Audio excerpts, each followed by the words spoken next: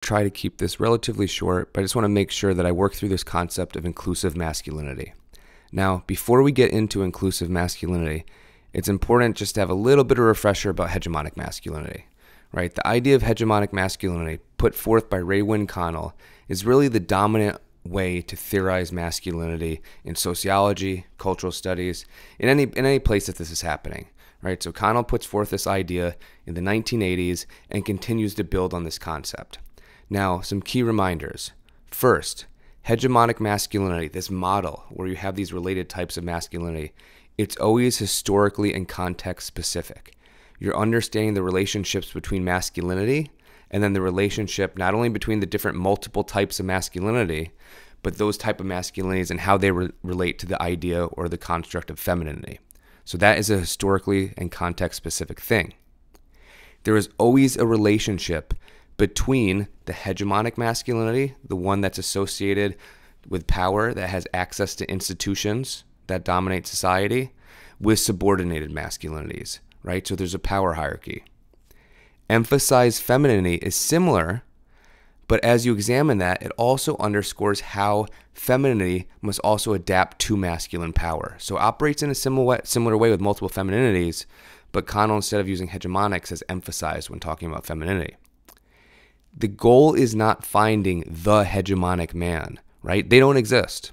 It's about understanding the qualities that raise one up in power rather than putting you in a more subordinate sense, a complicit sense, a marginalized sense, or one of the many other types of masculinity that we can map onto that arrangement.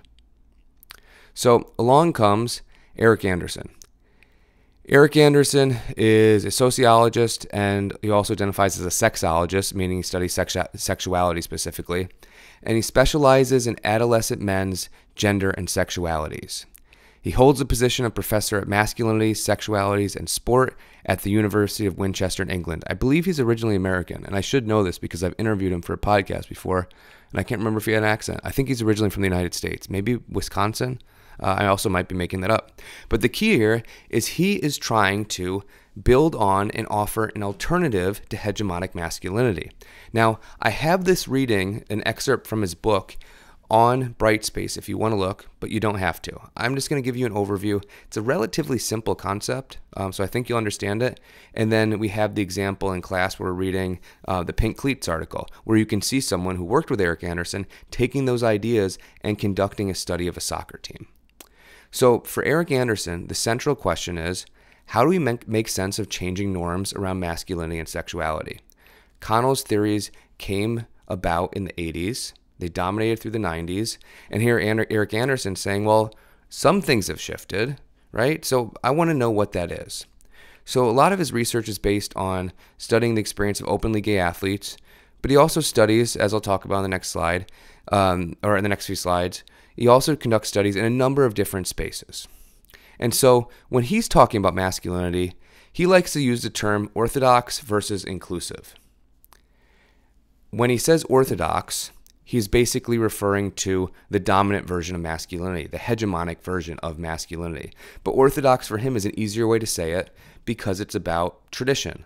It's that thing we imagine as culture or society celebrating. So Connell suggests, thinking about Connell again, Connell suggested that multiple masculinities do exist within any organization, institution, culture, but she argues there's only going to be one hegemonic archetype of masculinity. In other words, there's this process by which only one form of accepted or institutionalized masculinity is held above all the others. That's the dominant one, right? That's the one with the most access to resources. That's the one with the most power. Then, according to Connell still, men are culturally compelled to associate with one of the dominant forms, right? Men look up at the hierarchy, or they're oppressed by the hierarchy, right? Or you have the exception, this protest masculinity, which we'll come back to. So the looking up, right, the hierarchy, that's what establishes that something's hegemonic.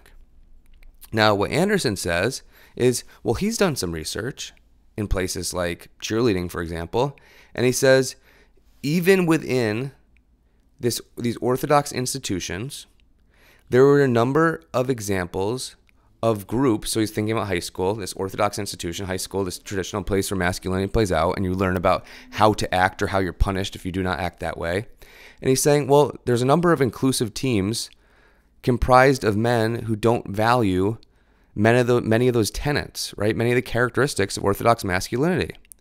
And he does research in a number of places, not just cheerleading, but also rugby, fraternity culture, soccer teams, high school students, which I mentioned before. And he's saying, look, I'm finding these examples where we see Orthodox masculinity and this other thing, this inclusive masculinity, who don't inspire to Orthodox values, and they're existing at the exact same time. And neither group thought their version was the only one that was right, natural, or desirable. In fact, it wasn't that those aspiring to Orthodox masculinity felt no cultural sway to become more inclusive. In fact, there's evidence that even in the hegemonic process, they were actually influenced a little bit by inclusive masculinity, but they both kind of existed separate. They did their own thing. And so for Anderson, this alone is enough to prove that hegemonic masculinity theory it can't really capture what's occurring in these settings, right? Because you shouldn't be able to have them both exist and inclusive not feel pressured by the hegemonic, right? So neither group felt subordinated. Neither group felt marginalized by the other group. That's what he's arguing. The boys or men in the study did not suffer for failing to meet the other group's mandates. Therefore, and this is why he doesn't use the term hegemonic, if Orthodox doesn't have that power associated with it, it's not hegemonic, because hegemonic means there's a hierarchy. So he's saying Connell's theory doesn't work here. He found these places where, again, pointing to high school, he said, well, I see people who are jocks, people who are more emo students, artists, scholars, etc., and no one group dominates. Boys are happy with their group affiliation. None of them feel oppressed. Then he points out, in addition, the public expression of homophobia, and we'll return to this, or homophobic discourse, is not acceptable with any group. While there were some elements of Orthodox masculinity that were valued, you could think about traditional Orthodox versions of masculinity that are valued within sports, that still happens, but it wasn't about the outright expression of homophobia. It wasn't about misogyny, that idea that violence, the violent language, the violent acts towards women. And there was some masculine bravado, but that wasn't the main thing that was going on. That's what he's arguing. Now, he continues to say, inclusive masculinity theory argues that as cultural homohysteria significantly declines, a hegemonic form of conservative masculinity will lose its dominance, and that softer masculinity will exist without the use of social stigma to police them. So here's what he's saying, right? Homohysteria is this cultural fear of same-sex relationships, of men being in sexual relationships with each other. During times where, as a society, as a culture, there's a heightened fear of this, there's a few things that happen with masculinity. And this is a useful term to know. This is used not just by Eric Anderson, but other scholars, right? This idea of homohysteria. First, Eric Anderson says, during these times of homohysteria, there can be no permanent proof of your sexuality, right? For men who are presenting or want to be seen as straight, it's not that once they present themselves as straight, they're like, okay, well, that's your sexuality. You're attracted to people of the opposite sex. No, it's that they have to keep reaffirming it, right? Because if you do one thing wrong, and you can think of like stupid things that we used to, or we still do, use as a way of calling into question someone's sexuality.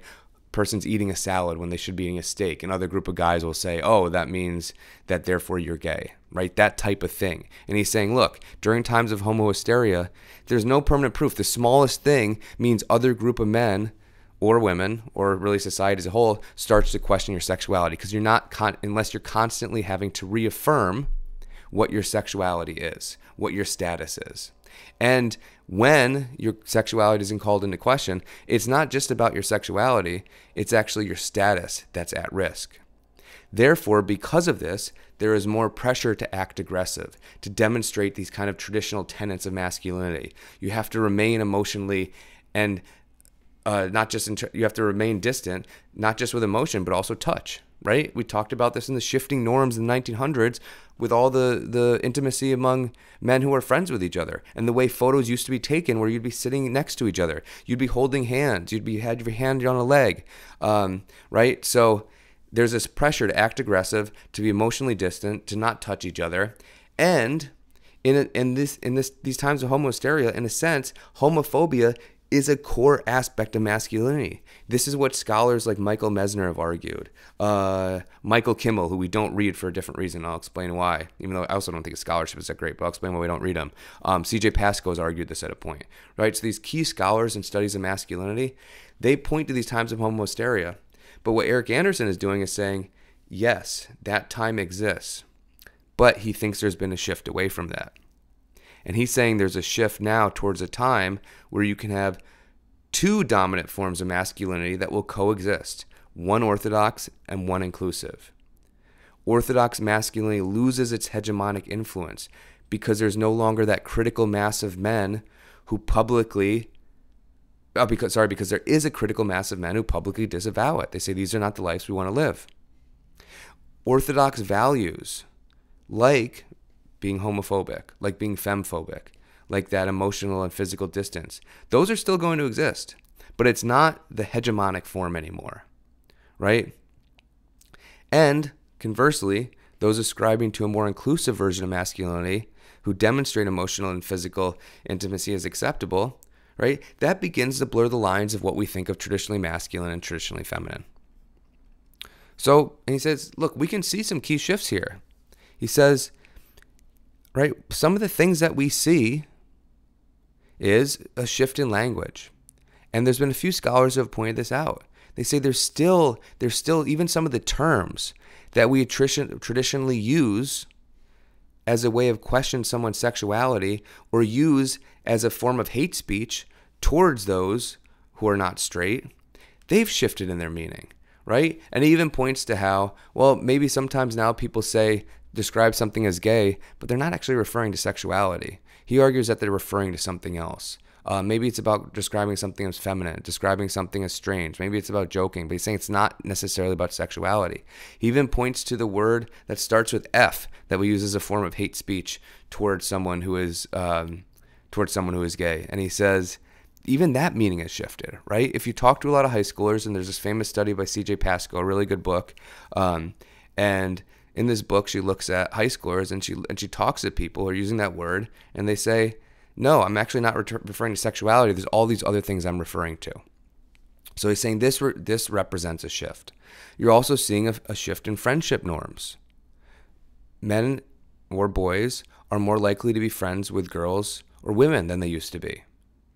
These type of platonic relationships, the lack of stigma associated with just being friends with someone of the opposite sex, that becoming normal, that has positive implication on society and for men's cultural dominance, not just in terms of masculinity, but also the relationship of men and masculinity towards women and femininity, right? So he's saying we're starting to see some shifts and some erosion.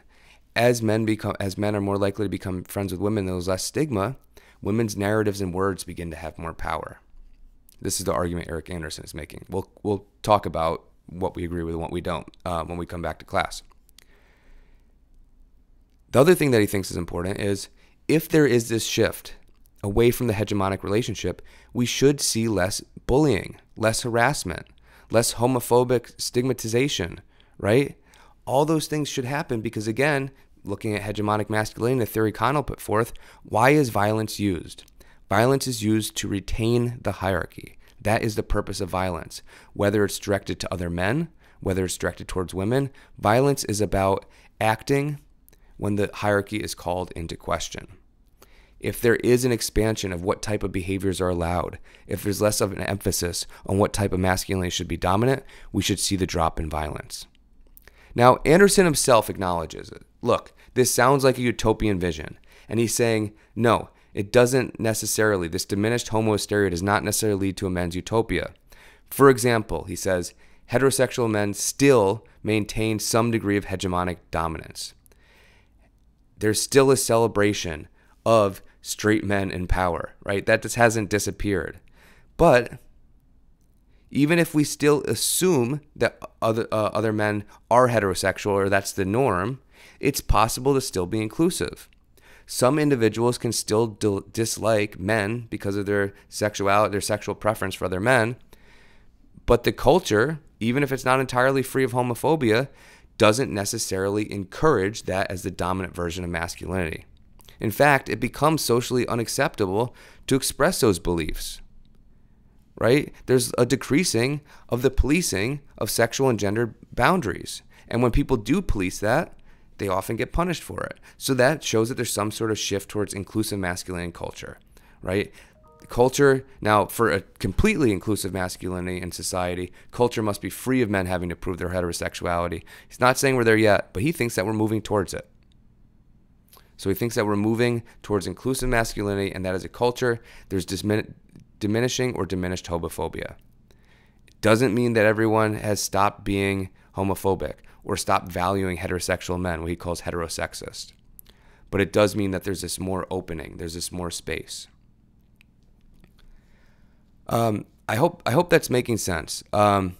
We could also think of where these ideas are coming from. Like, why is he talking about inclusive masculinity? What actually inspired this? Are there examples in society? Well, one thing he talks about, and the other thing I should point before we even go to this, is he's not saying that Connell's theory was wrong. He's saying that society has shifted, and it means that there's things happening that Connell's theory no longer can account for. And so he even points to things like the metrosexuals of 2000s. I don't know if you actually all use that word metrosexual anymore. It might be becoming a very dated term. So metrosexual was this time where suddenly in the early 2000s, you saw men, and you often talked about the person on the left, David Beckham, one of the great soccer stars from England, who cared about their appearance. Basically, that's what metrosexual referred to. And this is just the person that came up when I searched for the term on the right, not a famous person, I don't think. But all it meant was suddenly men cared about their appearances. They were buying products for their hair. They cared about getting a fancy haircut and openly cared about their appearance. Men always cared about their appearance to some degree, but they could actually show that they cared about their appearance. They could buy skin cream. They could tan. They could go clothing shopping and buy fancy clothing again. This is this shift, right, away from what we saw in the 1900s, where part of masculinity was about this independence and kind of this disavowal of caring about the body and presentation in that way.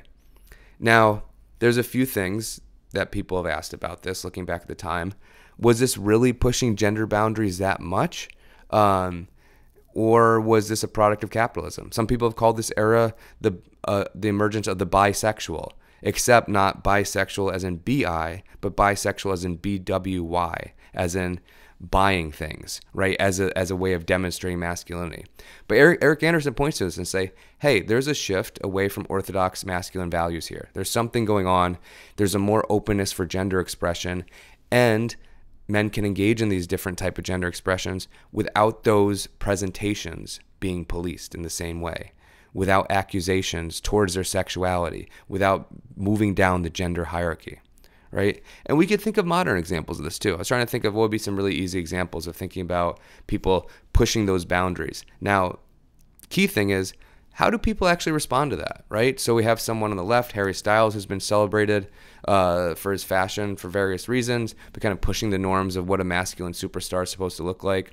Again, we can think a lot about who Harry Styles is and what he represents. Or on the right, we have Russell Westbrook, who famous basketball player, won the MVP award one time. Recently on the Lakers, has just switched teams, but he has leaned in completely to high fashion. He dresses in a variety of different ways. He's been mostly celebrated for this. We could look on social media to see how people respond. But again, Eric Anderson would say, hey, that's kind of interesting. We have a rock star and we have a athlete, one of the top athletes of the last 20 years, and both of them are engaging in what he would label as inclusive masculinity. Now, we don't want to go too far in the celebration, and we always want to ask when these theories are presented, because these are just tools. Each theory that's presented is a different tool that we can use to understand the social world. We have some different ones that we've worked through. The first one was hegemonic masculinity. Inclusive masculinity offers a different understanding or a different model. An example we can think about is Jakub Janko, 27-year-old pro soccer player in the Czech Republic.